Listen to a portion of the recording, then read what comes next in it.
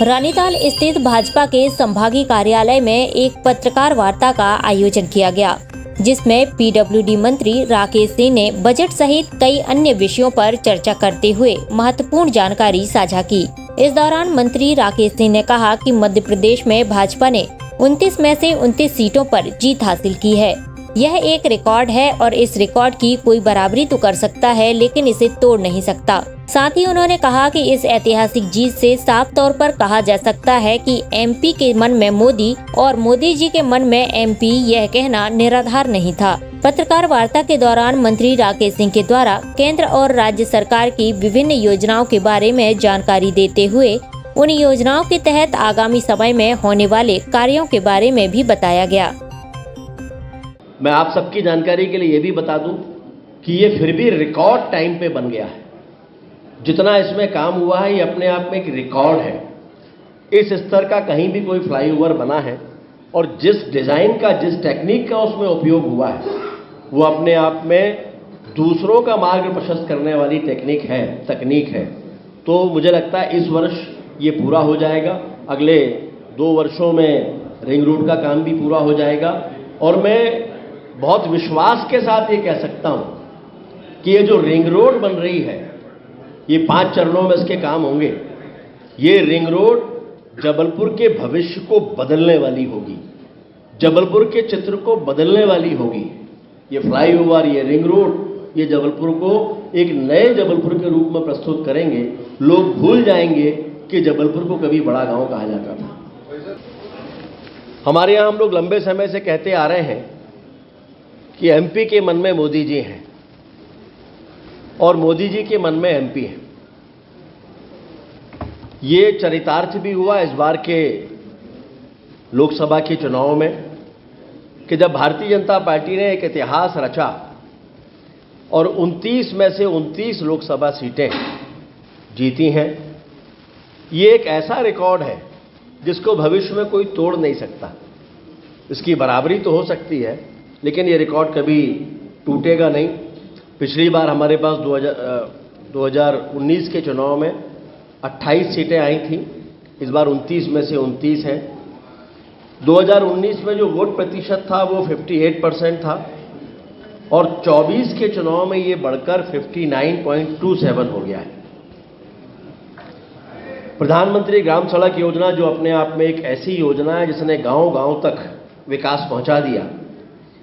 2024-25 में इसमें लगभग 1000 किलोमीटर सड़क का निर्माण और लगभग 2000 किलोमीटर सड़कों का नवीनीकरण और उन्नयन का कार्य चल रहा है। देश के प्रधानमंत्री माननीय मोदी जी ने जल जीवन मिशन प्रारंभ करके एक जल क्रांति का जन्म दिया है और 70,86,293 घरों तक नल से जल की सुविधा पहुंचा दी गई। हम सभी जानते हैं कि जहां नल नहीं है, पानी का कनेक्शन नहीं है, वहां विशेष रूप से मातृशक्ति को, उसमें छोटी छोटी बच्चियां भी शामिल हैं, उन्हें बहुत कठिनाइयों का सामना करना पड़ता है और इसको दूर करने की दृष्टि से उस कठिनाई को महसूस करते हुए माननीय प्रधानमंत्री जी ने इस मिशन की शुरुआत की है। प्रतिवर्ष किसान सम्मान निधि जो मध्य प्रदेश में 12,000 रुपये के आसपास है, ये 82 लाख किसानों को उपलब्ध कराई जा रही है। प्रदेश में 2,02,190 गौशालाओं का संचालन हो रहा है, जिनमें लगभग 3 लाख गौवंश का पालन हो रहा है। गौशालाओं में जो पशु आहार की राशि है, इसको बढ़ाकर दोगुना कर दिया गया है और ये कहते हुए मैं खुशी है कि माननीय मुख्यमंत्री जी के नेतृत्व में 2024-25 को गौवंश रक्षा वर्ष के रूप में भी हम मना रहे हैं। मध्य प्रदेश में किसानों को बेहतर करने की दृष्टि से, उनकी आमदनी बढ़ाने की दृष्टि से लगातार सिंचाई के क्षेत्र में क्रांतिकारी सकारात्मक परिवर्तन हुए हैं और उसको और बेहतर बनाने के लिए जो क्षेत्रफल है, ऐसे 2025-26 तक 65 लाख हेक्टेयर और 2028-29 तक 1 करोड़ हेक्टेयर तक किए जाने का लक्ष्य रखा गया है। 268 शासकीय आईटीआई संचालित हैं। इस साल 22 नई आईटीआई और प्रारंभ की जा रही हैं, जिनमें लगभग 5,280 अतिरिक्त सीट्स की उपलब्धता होगी। हम सभी जानते हैं कि सागर में संत रविदास जी का स्मारक भी स्थापित किया जा रहा है। इसका निर्माण कार्य प्रगति पर है और इसके साथ साथ उनके उपदेशों को जन जन तक पहुंचाने के लिए 30 जिलों में संत रविदास स्मारक और भी बनाने की योजना है। पिछड़ी जनजातियों में जिनमें बैगा हैं, भारिया और सहरिया हैं, इनको निःशुल्क आहार उपलब्ध कराया जा रहा है। इनके परिवारों को 1,500 रुपये प्रति माह के मान से आहार अनुदान के रूप में सहायता राशि भी उपलब्ध कराई जा रही है। साथ में हम सभी के मन में जिनके लिए अपार श्रद्धा और सम्मान है, ऐसे श्रद्धेय अटल बिहारी वाजपेयी जी जो भारत रत्न हैं, पूर्व प्रधानमंत्री हैं, उनकी स्मृति में 20 करोड़ रुपए की लागत से बनने वाले अटल स्मारक का भी भूमि पूजन किया गया है। मंडला में वीरांगना रानी दुर्गावती जी की प्रतिमा का अनावरण किया गया है।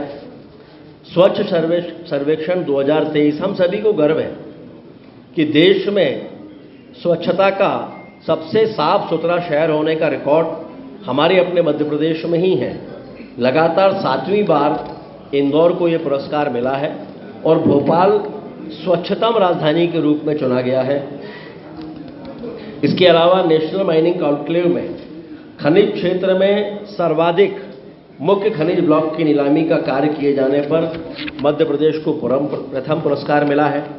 और भी योजनाएं जिनमें मध्य प्रदेश अग्रणी है, जिसमें पीएम स्वनिधि योजना, प्रधानमंत्री ग्राम सड़क योजना, पीएम आवास योजना, कृषि अवसंरचना निधि, प्रधानमंत्री मातृ वंदना योजना, स्वामित्व योजना, नशा मुक्त भारत अभियान, आयुष्मान भारत योजना, मछुआ क्रेडिट कार्ड योजना, राष्ट्रीय पशु रोग नियंत्रण कार्यक्रम, राष्ट्रीय आजीविका मिशन, इन सभी में मध्य प्रदेश अग्रणी माना गया है।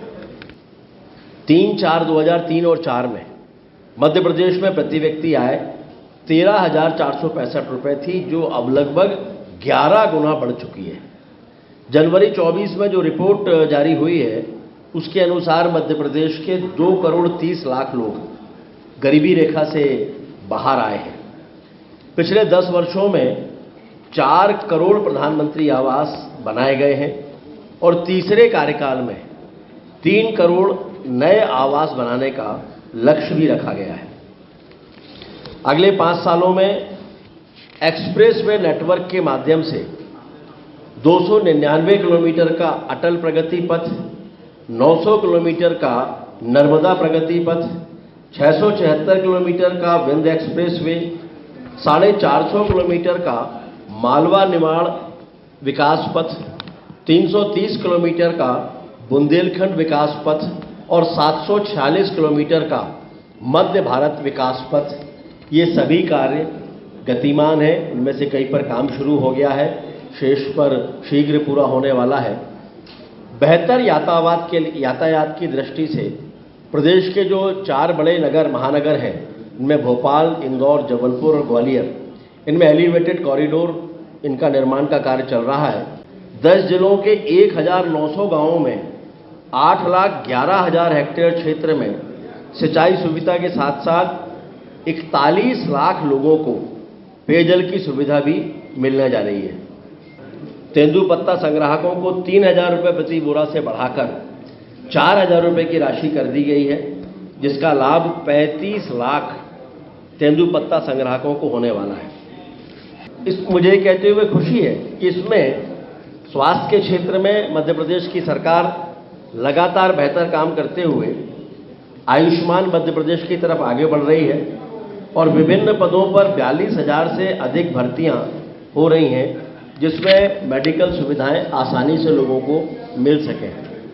मध्य प्रदेश में वर्तमान में 14 शासकीय चिकित्सा महाविद्यालय संचालित हैं और 24-25 में 3 और बढ़ रहे हैं, जिसमें मंदसौर, नीमच और सिवनी भी शामिल हैं। आयुष्मान भारत योजना के अंतर्गत अब तक लगभग 1 करोड़ 8 लाख परिवारों के 4 करोड़ 1 लाख सदस्यों के आयुष्मान कार्ड बनाए जा चुके हैं। डॉक्टर मोहन यादव जी की विशेष पहल पर प्रदेश में गंभीर रोगियों को आपात स्थिति में उचित समय पर उच्च स्तरीय चिकित्सा मिले, इसके लिए पीएम श्री एयर एम्बुलेंस सेवा योजना प्रारंभ की गई है और हम सभी को पता है कि जबलपुर में भी इसकी शुरुआत हो चुकी है। एक बहुत बड़ी कठिनाई कई बार बड़ी अमानवीय स्थितियां बना करती थी कि अगर कोई आर्थिक रूप से बहुत कमजोर व्यक्ति उसका निधन हो जाए तो उसके शव को लेकर जाने में कई बार बड़ी अमानवीय स्थितियां निर्मित हुई हैं। इसको दूर करने के लिए मध्य प्रदेश में, ताकि उसका पार्थिव शरीर उसके परिजनों तक पहुंचे, मध्य प्रदेश शांति वाहन सेवा ये प्रारंभ की गई है, ताकि किसी भी व्यक्ति को ऐसी स्थिति का सामना ना करना पड़े। कि सरकारें संकल्पित हैं मातृशक्ति का सम्मान और समाज में उनकी भागीदारी को बढ़ाने को लेकर, और इसीलिए नारी शक्ति वंदन अधिनियम माननीय मोदी जी के नेतृत्व में ये लाकर मातृशक्ति को बराबरी का अधिकार दिया गया है। लखपति दीदी, ड्रोन दीदी, उज्ज्वला योजना, मातृवंदना योजना, सुकन्या समृद्धि योजना, प्रधानमंत्री आवास योजना, इन सब में स्वामित्व का जो अधिकार मिला है उसके कारण मातृशक्ति के आत्मविश्वास में भी वृद्धि हुई है। लाडली लक्ष्मी योजना के अंतर्गत 48,03,000 मातृशक्ति को लाभान्वित किया जा रहा है, बच्चियों को लाभान्वित किया जा रहा है, और गरीब परिवार की बेटियों के सम्मानपूर्ण वैवाहिक कार्यक्रम हेतु भी मुख्यमंत्री कन्या विवाह योजना में पिछले वर्ष के बजट अनुमान 75 करोड़ में 3 गुना वृद्धि करके इसे 250 करोड़ रुपए किया गया है। लोक निर्माण विभाग ने pothole repairing app launch किया, जिसका नाम हमने लोकपथ रखा है। ये एक ऐसा ऐप है कि इस ऐप के माध्यम से अभी लगभग 40,000 किलोमीटर सड़कों को लिया गया है। आगे आने वाले समय में इसको और बढ़ा रहे हैं। अभी ये गूगल पर है, गूगल से डाउनलोड होगा। अब ये iOS पर भी ला रहे हैं, थोड़े दिनों में एप्पल पे भी लोग इसको डाउनलोड कर सकेंगे। तो अभी भी गूगल के माध्यम से कर सकते हैं, लेकिन बाकी प्लेटफॉर्म पर भी ये आ जाएगा। तो इसके माध्यम से जहां भी सड़क में गड्ढा है, पीडब्ल्यूडी की सड़क है, वो उस पे उस ऐप से कोई फोटो लेगा, फोटो लेके ऐप पे डाउनलोड करेगा। वो फोटो सीधे, चूंकि वो फोटो जियो टैग्ड फोटो होगी, सीधे वो संबंधित अधिकारी तक जाएगी। उस अधिकारी की जिम्मेदारी है कि 7 दिन के भीतर वो उसको रिपेयर करके उसकी फोटो वापस से ऐप में डाले, और जैसे ही वो फोटो ऐप में डालेगा तो वो शिकायतकर्ता तक भी पहुंचेगी और ऐप के डैशबोर्ड में भी रहेगी। इसके माध्यम से कोशिश की है, ये एक बड़ी चुनौती है। आमतौर पर ऐसी चुनौतियां हाथ में ली नहीं जाती हैं, लेकिन ये प्रदेश की जनता के साथ बेहतर समन्वय विभाग का हो, सरकार का हो, और एक जिम्मेदार सरकार के रूप में जब सरकार काम कर रही है तो सारे विभागों की भी ये जिम्मेदारी है, और लोक निर्माण विभाग की जिम्मेदारी विशेष रूप से है। तो जनता को भी ये लगे कि उसके शिकायतों पर कार्रवाई हो रही है और विभाग भी उत्तरदायी दिखे, इस दृष्टि से ये ऐप लॉन्च किया है। SK news live Jabalpur.